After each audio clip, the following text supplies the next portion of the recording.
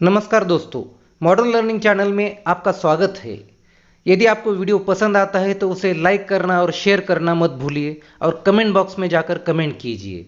यदि आपने आज तक मेरा चैनल सब्सक्राइब नहीं किया है तो प्लीज़ आज ही चैनल सब्सक्राइब कीजिए और सबसे पहले वीडियो आप देखिए। आज का हमारा पाठ है उपसर्ग। अब हम उपसर्ग का अर्थ एवं उसकी परिभाषा देखेंगे। उपसर्ग उप जमा सर्ग शब्द से बना है। उप का अर्थ है समीप और सर्ग का अर्थ है सृष्टि करना। अतः इसका अर्थ हुआ किसी शब्द के समीप आकर नया शब्द बनाना। इसकी परिभाषा होती है जो शब्दांश शब्दों के आदि में अर्थात शुरू में या प्रारंभ में जुड़कर उनके अर्थ में कुछ विशेषता लाते हैं वे उपसर्ग कहलाते हैं।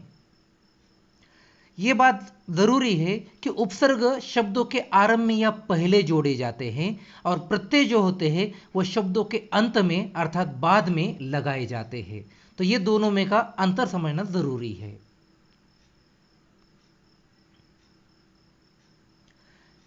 उदाहरण, हार शब्द का अर्थ है पराजय, परंतु इसी शब्द के आगे प्र शब्दांश को जोड़ने से नया शब्द बनेगा प्रहार, प्र जमा हार, जिसका अर्थ है चोट करना। इसी तरह आ जोड़ने से आहार अर्थात भोजन, सम जोड़ने से संहार अर्थात विनाश तथा वि जोड़ने से विहार अर्थात घूमना इत्यादि शब्द बन जाएंगे। हिंदी में प्रचलित उपसर्गों को निम्नलिखित भागों में विभाजित किया जा सकता है। पहला भेद है संस्कृत के उपसर्ग, दूसरा भेद है हिंदी के उपसर्ग, तीसरा भेद है उर्दू एवं फारसी के उपसर्ग और अंग्रेजी के उपसर्ग, और चौथा भेद है उपसर्ग के समान प्रयुक्त होने वाले संस्कृत के अव्यय। अब हम सबसे पहले जो है आज के वीडियो में संस्कृत के उपसर्ग के बारे में जानकारी प्राप्त करेंगे।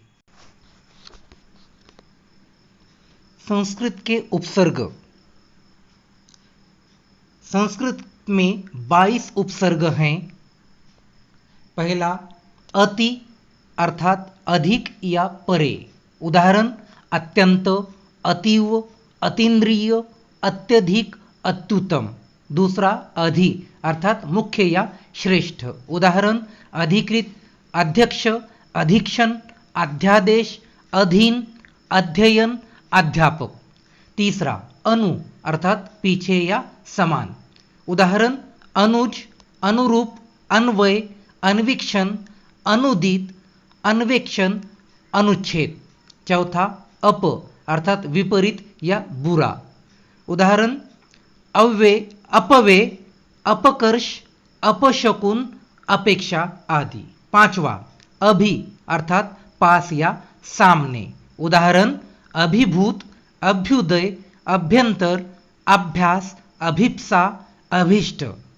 छठा अव अर्थात बुरा या हीन। उदाहरण, अवज्ञा, अवतार, अवकाश, अवशेष। सातवां आ अर्थात तक या से। उदाहरण, आघात, आगार, आगम, आमोद, आतप। आठवां है उत अर्थात ऊपर या श्रेष्ठ। उदाहरण, उज्ज्वल, उदय, उत्तम, उद्धार, उच्छ्वास। अगला है नौवा उप अर्थात समीप। उदाहरण, उपवन, उपेक्षा, उपाधि, उपहार, उपाध्यक्ष। 10वां दूर अर्थात बुरा या कठिन। उदाहरण, दुरूह, दुर्गुण, दुरवस्था, दुराशा, दुर्दशा। 11वां दुस अर्थात बुरा या कठिन। उदाहरण, दुष्कर, दुस्साध्य, दुस्साहस, दुशासन। 12वां नी अर्थात बिना या विशेष। उदाहरण, न्यून, न्याय, न्यास, निषेध, निषिद्ध। 13वां नीर अर्थात बिना या बाहर। उदाहरण, निरामेश, निरवलंब, निर्धन, निरोग, नीरस, निरीह। 14वां निस अर्थात बिना या बाहर।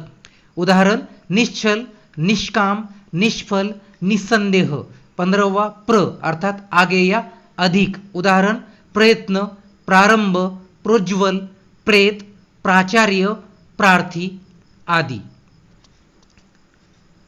16वां है परा अर्थात 16वां है या अधिक, उदाहरण पराक्रम, पराविद्या, परावर्तन, पराकाष्ठा। 17वां परि अर्थात चारों ओर, उदाहरण पर्याप्त, पर्यटन, पर्यंत, परिणाम, परिच्छेद, पर्यावरण। 18वां प्रति अर्थात प्रत्येक, उदाहरण प्रत्येक, प्रतीक्षा, प्रत्युत्तर, प्रत्याशा, प्रतीति आदि। 19वां वि अर्थात विशेष या भिन्न, उदाहरण विलय, व्यर्थ, व्यवहार, व्यायाम, व्यंजन, व्याधि, व्यसन, व्यूह। 20वां सु अर्थात अच्छा या सरल या सुलभ, उदाहरण सुगंध, स्वागत, स्वल्प, सूक्ति, सुलभ। 21वां सम अर्थात पूर्ण शुद्ध, उदाहरण संकल्प, संशय, संयोग, संलग्न, संतोष। 22वां अन अर्थात नहीं या बुरा, उदाहरण अनुपम, अनन्य, अनीह, अनागत, अनुचित, अनुपयोगी। इस तरह से संस्कृत में कुल मिलाकर 22 उपसर्ग हमारे अध्ययन के लिए रखे गए हैं।